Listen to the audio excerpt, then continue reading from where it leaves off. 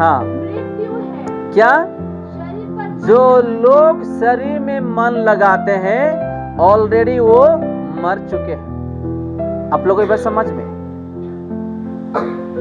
दारू पिएंगे टेंशन आया, सिगरेट पिएंगे टेंशन आया, तंबाकू खाएंगे, गुटखा खाएंगे टेंशन आया। ऐसा मन लगाने वाले या और संसार में मन लगाने वाले ऑलरेडी उन लोग मर चुके हैं। किस बातों में? शारीरिक में, संसार में वो मर चुके हैं। हमारा ध्यान कैसा होना चाहिए? आत्मिक वाला चीजों में। आप और मैं इस धरती में कितना साल जिएंगे बताइएगा? बताइएगा। वचन क्या कहते हैं? अगर समर्थ है तो 70 या 80, वो भी गारंटी नहीं है कि नहीं? अच्छा, और एक उदाहरण देता हूं मैं। प्रभु हमारे जीवन को कैसा धक्का मार मार के चलाया और आज तक यहाँ पहुंचाया, मैं आपको बता देता हूं। आप गाड़ी चला रहे हो है कि नहीं? कभी कभी गाड़ी रुक जाता है, उसको क्या कर रहे हैं हम? धक्का मार के बना के चला रहे हैं कि नहीं? हमारा आत्मिक जीवन जब रुक जाता है, प्रभु यीशु मसीह धक्का मार मार के चलाते चलाते यहाँ तक पहुंचाया है। आमीन। और गाड़ी में पेट्रोल जब खत्म हो जाता है, क्या करते हैं? बीच रास्ते में धक्का मार के पेट्रोल पंप जाते हैं, उसको भरते हैं और गाड़ी को स्टार्ट करके चलाते हैं। हमारे जीवन को, हमारे परिवार को भी, हमारा कारोबार को भी, हमारा आत्मिक जीवन को प्रभु ऐसे धक्का मार के चलाते चलाते यहाँ तक ले आए हैं। ये भूल जाइए मत। जब प्रभु इतना कुछ करता है, हम क्यों प्रभु के लिए कुछ नहीं कर पाएंगे? आमीन। आप लोग बात समझ में? जब प्रभु हमको इतना कुछ करता है, आज हम क्यों कुछ नहीं कर पाते अपने आत्मिक जीवन को? अगर शैतान आपसे बात कर रहा है कि कब तक आप ऐसे गरीबी में जियोगे, कब तक कर्जों में जियोगे, कब तक लड़ाई में जियोगे, कब तक आपका सुख शांति से नहीं रहोगे, कब तक ऐसे ही जियोगे, जाओ उस संसार का चीज में आप अच्छा से शांति उठाओ और जियो। अगर शैतान बात कर रहा है तो शैतान को बोलो, ए शैतान, तेरा बाप का बाप मेरे ऊपर बैठा है, वो मुझे ठीक करेंगे। उसको धमकाओ, उसको और भगाओ उसको प्रार्थना से ही। उसको घुसने मत दो। उसके बाप का बाप कहाँ बैठे हैं? स्वर्ग के राज्य में बैठा है, सिंहासन पर। वो सब कुछ देख रहा है। इस पृथ्वी को वो कंट्रोल कर रहा है, इंसान को वो कंट्रोल कर रहा है। ऊपर बड़े बड़े भारी भारी चीज जो है बनाया है ना, कौन कंट्रोल कर रहा है? कुछ एक्सीडेंट हो रहा है, तारों का कुछ एक्सीडेंट हो रहा है, जो स्टार बोलते हैं उसका एक्सीडेंट होता है क्या? स्टार भी इधर उधर फैलते हैं ना। कभी एक्सीडेंट हुआ है? मून का कभी एक्सीडेंट हुआ है? मून और सन का नहीं हुआ है ना। प्रभु ने कैसा कंट्रोल कर रहा है? आज हम एक पत्नी को कंट्रोल करते करते हम गाली सुनते हैं। हालेलुया। एक पति को कंट्रोल करते करते हम गाली सुनते हैं। हालेलुया। कंट्रोल वो करेंगे, हम नहीं। है कि नहीं? आप प्रार्थना करो, वो कंट्रोल करेंगे। आप आपका पत्नी को, आपके परिवार को उसके हाथों में सौंप दो, वो चलाएंगे। अगर आप खुद अपने हाथों में चलाने जाएंगे ना, आप मार खाएंगे, आप गाली सुनेंगे, आप दो चाटा आपको मिलेगा। हालेलुया। अगर आप प्रभु के हाथों में सौंप दोगे, प्रभु मेरे परिवार को, मेरे पति और पत्नी को, बच्चों को आप चलाओ, वो चलाएंगे अच्छे से, क्योंकि वो इस यूनिवर्स को वो चला रहा है। आपका परिवार को चलाने के लिए उसको कोई बड़ी बात है ही नहीं। आमीन। तो आज जो कुछ सीख रहे हैं ना आत्मिक के बारे में, इसलिए हम हमारा जो जीवन और जो मन है ना आत्मिक में लगाना चाहिए। आपका बिजनेस डूब गया, प्रभु के हाथों में सौंप दो। प्रभु मेरे हाथों से नहीं हो पाया, मेरे ज्ञान से नहीं हो पाया, या आपका परिवार बिखर जा रहा है, प्रभु के हाथों में सौंप दो, वो चलाएंगे अच्छा से, आप नहीं चला पाएंगे। हालेलुया। ये है प्रभु का सीक्रेट और आत्मिक चीज का सीक्रेट। अपना जीवन में क्यों शांति नहीं है, आनंद क्यों नहीं है? क्योंकि हम आत्मा पर मन नहीं लगाते हैं। मैं नहीं कह रहा हूं, प्रभु का वचन कहता है। अगर पत्नी वचनों में मन लगा करके वो आगे बढ़ रही है, तो पति क्या करेंगे? जी चखना ले आओ, तो शांति थोड़ी वहां आपको मिलेगा, बताइएगा।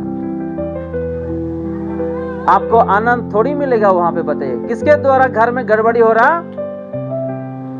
शारीरिक व्यक्ति। जो भाई लोग आज भी ऐसा करते हैं, बहन लोग अगर कले से जा रहे तो क्या मिल गया है आपको? बताओ, इतना साल जा रहे क्या मिल गया आपको?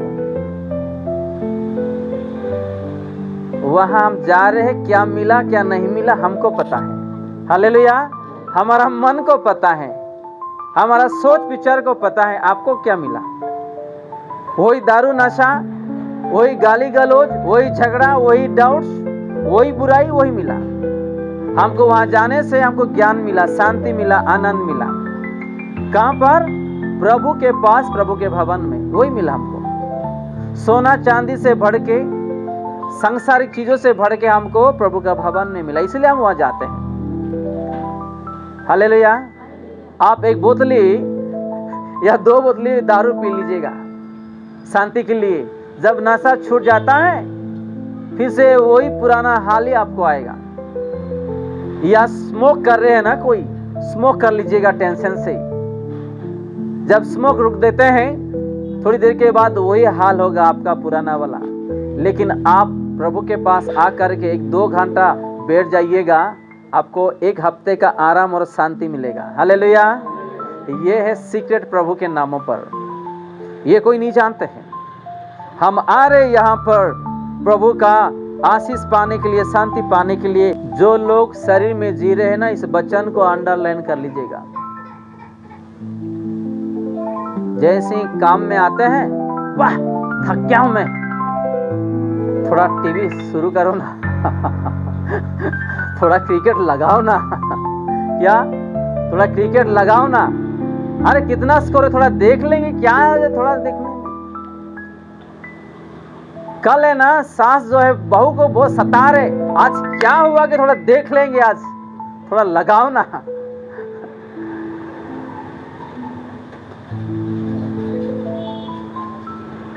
और खाने पीने में ध्यान देने वाले लोग सुधर जाइएगा, समझ जाइएगा।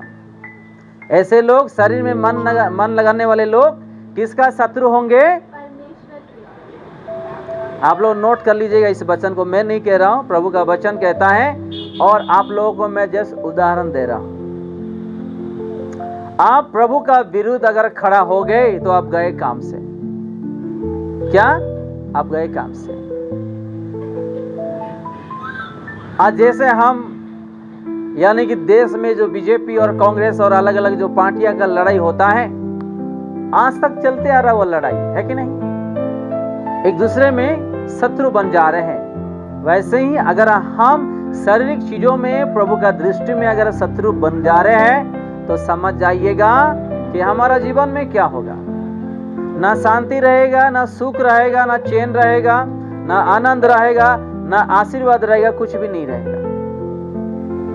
आज हम इसलिए घर में शांति से नहीं रह पा रहे हैं कि 5 लोगों में से 2 लोग प्रभु में बढ़ रहे हैं, 3 लोग संसारिक में जीते। उस 3 लोगों के द्वारा शैतान उन लोग को अटैक करता है और उन लोग का मानों को दुख देता है और आपस में लड़ाई होता है।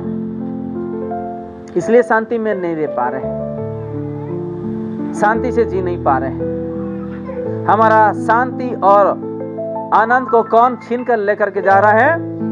शैतान।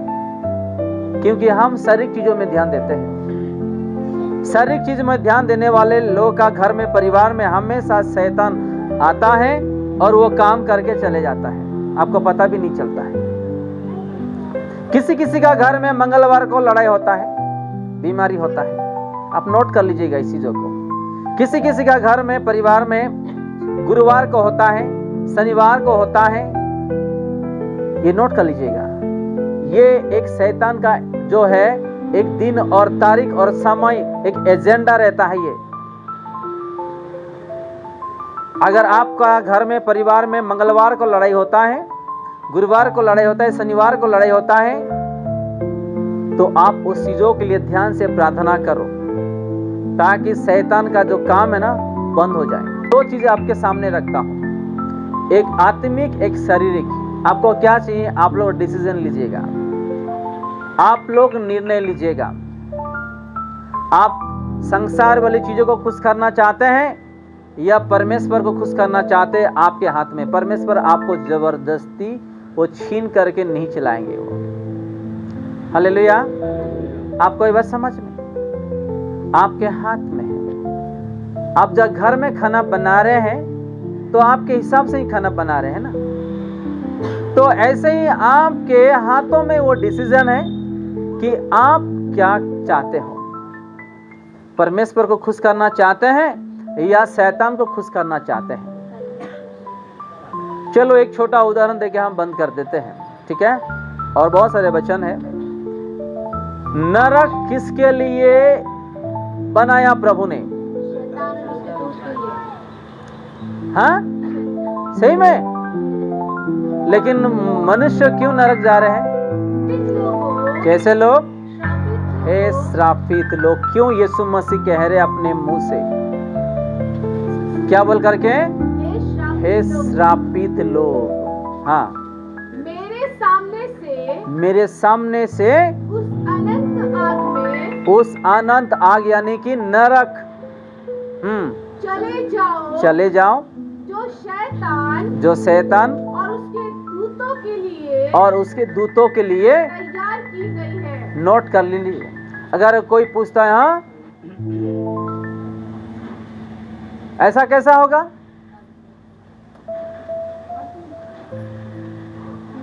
आप बोलोगे बाइबल में तो ये लिखा है। हाँ, बाइबल में तो किसके लिए लिखा है? शैतान और उसके दूतों के लिए नरक बनाए। लेकिन इंसान मर के कहां जा रहे हैं? कैसे लोग? श्रापित लोग और संसार में जीने वाले लोग। प्रभु ने किसके लिए बनाया?